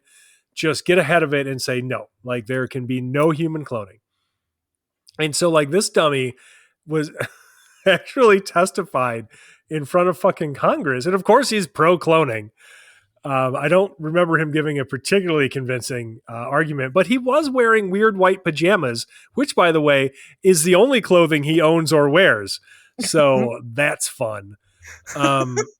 Yeah, no, it's weird because this isn't a thing I regularly think about, because why the fuck would I? But thinking back on it now, it really was a whole thing. And you would hear about Rael and the cult and stuff periodically, like every so often, really. They would just make their way into the news cycle again. And it would be either because some news outlet wanted to do a human interest piece or something, or somebody was following up on their claims of having cloned a human being, and then they got into all the weird UFO cult stuff as well, or Rael had made a new claim, or they were just trying to do something to get themselves back out there. Like, to put this in perspective, Rael and his 3 fucking former wives did a Playboy shoot in 2004. I shit you not. This really fucking happened. Google it. I dare you. Actually, his wives are pretty attractive. So, I mean, just whatever. Do yourself a favor, I guess, and Google it. But that was a real fucking thing. So Playboy did this whole interview with him. And they had a fucking photo shoot, and I can say his wives were attractive because like at that point, they were all legal adults, so it's fine. So don't come at me, internet. Jesus, I already came out against the child sex trafficking thing. What more do I have to do? Anyway, but no, that was the thing. So like, just to emphasize, I guess, the like cultural cachet that Rael had in the early 2000s, like he was around, like this was a fucking thing, and it's so wild to think about it because it's so fucking stupid. God damn it. My gosh. And we're we're kind of starting to get a little over our limits for our episode length, and when I tell you guys that this does not even scratch the fucking surface of what the hell is going on, like, I'm not kidding. It is a lot. But I want to cover where we're at right now, with this, or where they're at with this movement, and what's to be expected going forward, because like I said, they're on a time crunch. They only have until 2035 when the Elohim come back, right? And what's going to happen, because obviously in 10 years we're not going to reach all, unity. We're just not going to. We're not going to reach it in our own country. We're not going to reach it in our entire world, and that is their requirement in order for them to create utopia with us. Sure. So Well, let what me are we tell you what the doing? basis of their utopia is real quick, because Yes, people need to yes. know in case anybody's still on the fence about this stupid UFO cult. So their utopia is one in which people are ruled by what's called a geniocracy. And what that is a rule by geniuses. So in the Raelian fucking utopia, you only people who are of a certain intelligence are allowed to vote or hold any office. Otherwise, they're totally humanitarian, guys. Otherwise, everything's totally equal. You just have to be smart to be in charge and make any decisions. And there's no way that could possibly backfire. And there's no way that all the quote unquote smart fucking people, like, what does that even mean, would just make a bunch of decisions that would only help them and fuck everybody else over. Oh no, that's just not how human beings work, especially not geniuses like Rael. They're fucking eugenicists. Like, they're basic, Yep. like, that's fucking basic Nazi shit, guys. They are Yep. fucking fascists. Oh my God. Yeah. I hate it. If I you hate it so much.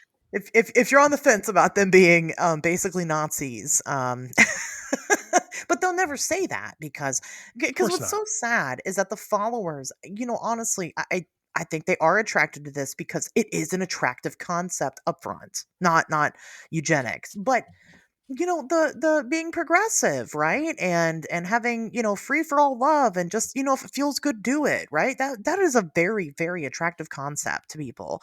Of course, in this day and age, being, LGBT positive, being feminist, I mean, those are all really, really good traits. So, of Right. course, if you want to belong, if you already feel like an outcast because maybe you are, because you're queer, then this is the closest thing you're going to get to some sense of community, and then you slowly get indoctrinated into it, because it is a cult. Yep. It has all the other cult traits of, like, people shouldn't have their own property. Yeah. Everything should be communal. And by that, I mean, give me all your shit and then all your money. Thanks. And so that's how it works too. Like, so you do have to pay a membership fee, and then you do have to pay tithes on top of it. But here's what he does. He doesn't enforce it. So because he doesn't enforce it, well, he's a good guy, right? Well, no, a good guy wouldn't have you paying tithes in the first place. But because he's not enforcing it, and because of all the other goofy shit he's told you and promised you, and made you believe was real about him, you think, well, I want to give him my money out of the goodness of my own heart. Want to give him my money, and so they do. So they do. So some of these tithes, like I said, we're kind of getting to like the end point here, are going towards the building of a landing pad for the for the Elohim, Yeah. because they're coming. And whether or not we as humanity get there. There's an answer for that, right? What if we're not ready for them to be here as they expect us to be, right? We're not unified. We're still very much divided and struggling. Um, what happens next? Well, guess what happens next? Oh, for people that hate religion, man, they sure do steal it all from the Bible every single time. Rapture happens. The Elohim come and they take the the Raelians with them, and then they go off into the other planet, and they get to live in utopia with the Elohim, but we all are left here to suffer, and that will be our downfall because we will never unite at that point. Now they may try to come back again. At some point it seems that that's what happens with each of the prophets. So far, there's been 40 of them. Rael ends up being the 40th, but he claims he's the last one. There is no more. They're not sending more to give us another chance. So I don't know. This is your one chance, you guys, for utopia. Sign up, I guess. Get on board with that because you'll be saved in 2035. And I kind of hope that you guys go and I'm gonna pull a Rael here. I hope that you go and sign up for the Patreon, patreon.com/Wednesdays Talk, so that we can still do this show in 2035 to say I fucking told you so.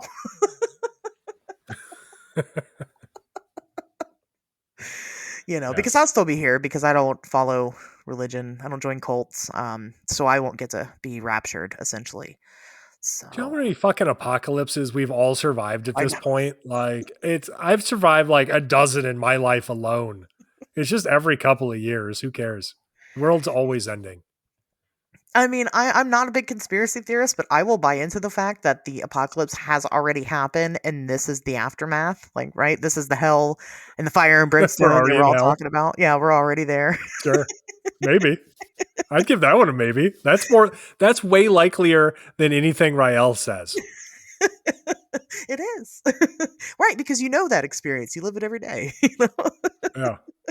Oh yeah, yeah. The proof is in the pudding here. If it feels like hell, then I have to at least consider it. So, Of course. And that's why we live in a world full of grifters who are trying to use our vulnerabilities against us to make themselves better people because they are the kings of the hell that we live in. So here we are. This is so interesting. I love a good cult. I really do. I especially love me too. I UFO do. cults. Um, it's no Heaven's Gate, but even like Heaven's Gate, I've done Heaven's Gate before in the show. They they're not as bad as this guy. Like, basically, the thing No. about Heaven's Gate was that the guy, I can't remember the fucking guy's name, but he, I mean, pretty much hated Marshall himself. Applewhite. Yes, thank you. I knew it was something that I should be able to remember because it's so weird. Well, his dumb name was Bo. So His dumb his name. cult name. Right. um, they were more based off of like they were like the opposite of Rael and his people, right? They were disgusted by their sexual perversions, and Right. like that's kind of what drove their cults. They hated themselves, but you know what? They were all willing participants. It was like Jonestown, right? Where that guy fucking killed everybody. Jim Jones made A sure that bunch of everybody there kids. died. A bunch of kids, everybody.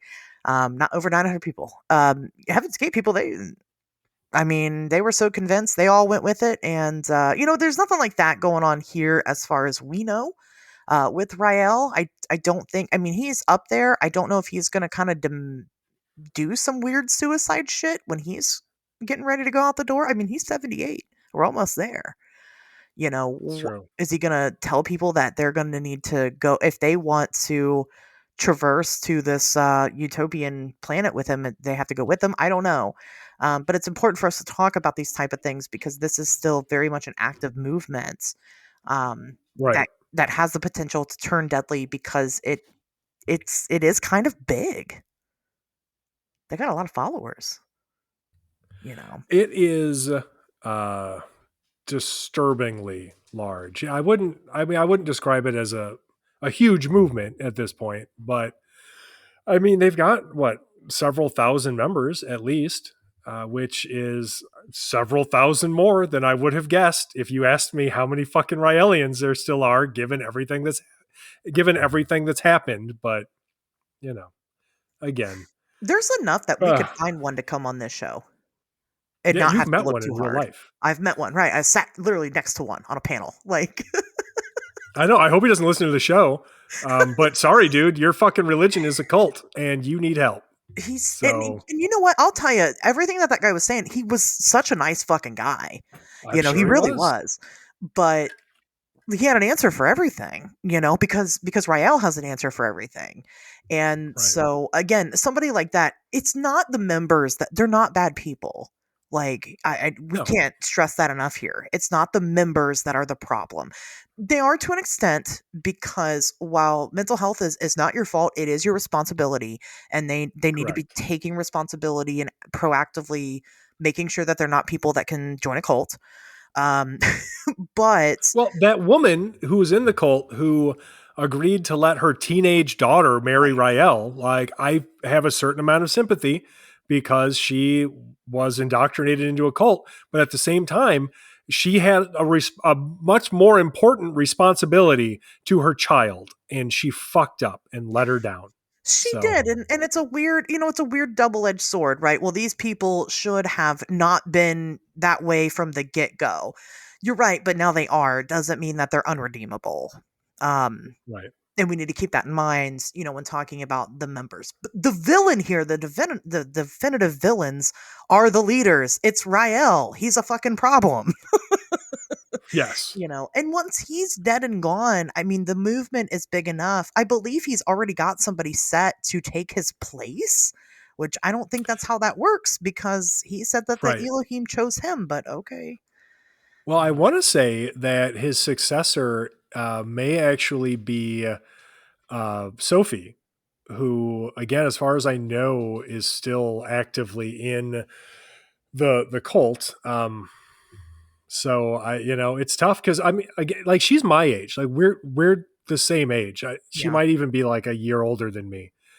Um, so it's difficult. Like when she was being when she was marrying this guy, I was like roughly the same age in high school, you know, and now she's been in it so long that she is a grown ass adult, and as much as what happened to her as a kid is wrong, if she continues to perpetuate this, then regardless of anything that happened to her, she's wrong. And that is a tough fucking pill to swallow. You know what I mean? It really, really is. Because when I think about it, I think about this, this, this teenage girl who just was in a terrible circumstance. But now she's not. Yeah. Now she's a 40 some year old woman who has to be responsible for her own actions, no matter what has happened to her previously. As much as that fucking sucks, it just kind of is what it is. Well, because And again, Rael is he's the real monster because he did this. he's gonna die. And then and then she waits for the Elohim to come talk to her and they don't because they're not real. And then what happens? Does Make she some more then shit up. right? That's where her crossroads is going because probably right now he's telling her that they're not going to come talk to her until he's dead, right? Right. I don't know if that's what he's saying. Who knows? Maybe he stands in the other room or whatever and makes voices to her and pretends to be the Elohim. I don't know, I hope but that's it. I really do. it Where keeps he's just like, fucking. what's that, Elohim? Oh, it's just us, Rael. Just all the Elohim in here with you. Oh, well, thanks for dropping by, Elohim. What's your message? And he just keeps going on and on like that. Just mix up all these different goofy ass voices. Yes. Yeah, that's I that's can't believe my voice probably got that high, by the way. that's I pretty good. mean, that was actually Elohim. That wasn't me. Maybe that's what he does. But like I said, probably what he's doing is telling her they won't until he's dead. And then, when she gets to that crossroads, she's either going to continue to make up shit or she's going to blow the cover on it. And that's certainly going to be a choice. And she's probably going to be pretty fucked up herself when she finds out that none of this was real. and she spent her entire life in it. So I do have sympathy for her. I really do. Um, I hope that she's able to heal. If that is his successor, I don't know if it is or isn't. Yeah, I think you said it probably isn't. It probably is, but whoever it From is, a Yeah, that's just from what I've seen. I believe she was named the successor. I don't have any special insight sure. into the like inner workings of this cult. So, if she still is, I have no idea. Yeah, it'll be interesting to see if this exists even into 2035. Because he certainly could die between now and then. I shouldn't say that because then he's gonna die tomorrow, and then we're gonna put this episode out on Wednesday. Yeah, right. You jinxed it. So I'll be keeping watch. I'm definitely gonna learn more about this movement. I shouldn't call it movement. It's a cult. I'm gonna learn more about this cult. Going forward, I'm interested. I'm interested to get the details. I might even reach out to some of them, some of the Raelians, and see what they have to say. Of course, I think that they're not going to be cool with the confrontation when I ask all the questions, but I think it would be neat, to kind of pick apart one of their brains and see what they think about it all. Um, Maybe we'll get one on the show eventually. Like I said, it wouldn't be hard to do. So Yes. that's I don't know if I could talk to somebody in that cult without just fucking berating them for an hour and a half, but we'll see. Yes, right. We'd have to be able to keep it together. I would give them a fair shot. I would give them a fair shot. I can't say Tobias would. Sure. It's like, you're lucky you're not in the same fucking room with me right now. What is wrong with you? So anyway, any final thoughts about Rael and his people? Yeah, absolutely. I mean, I think that this cult illustrates, and again, like, fuck movement. It is a goddamn cult. I'm not giving them an ounce of credibility. Not one fucking shred of it. Um, this cult represents an excellent example of why we have to do our due diligence and research the reality of any organization or community or group within our space. These people, like it or not, are a part of ufology. They were influenced by it, and in turn, they do influence it. And we cannot allow for these types of dangerous fucking influences to exist unchecked. The damage that Rael has done to the people that he has influenced over the years is incalculable. It really is. And it all could have been prevented if, as a society, we were just like, you know what? This guy isn't funny. It's not fun or funny to have him go on TV and talk. It's not entertaining. Fuck this guy. I think it could have mitigated a lot of it. But because the story is goofy and people think it's fun, and people see all of these attractive women and all of this sort of progressive rhetoric, they think there's no harm in it. But that's only because they don't understand it and they never dug deeper. And that's what we have to do. We have to always keep digging deeper, because when you do, with fucking Rael, well, you uncover what we just talked about, and it's unconscionable. It's unconscionable, and I just won't have it. I won't have it in ufology. Damn it, It has no place in ufology. Cults have no place none. in ufology. I agree with you there. Yeah, definitely. Stop fucking preying on people, y'all. I mean, just Seriously, stop.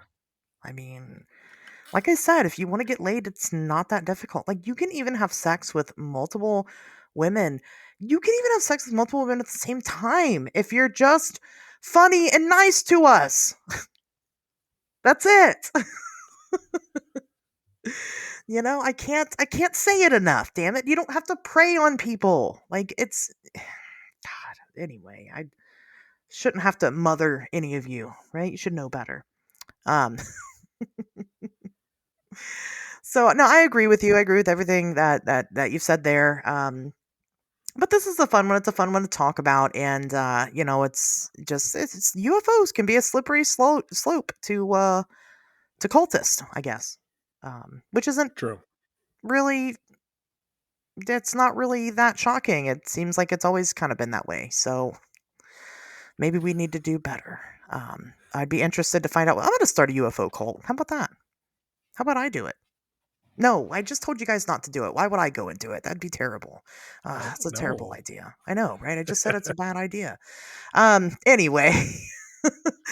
Well, that wraps it up for this episode. I'm going to go ahead and leave it at that. We'll see you guys back here next Wednesday.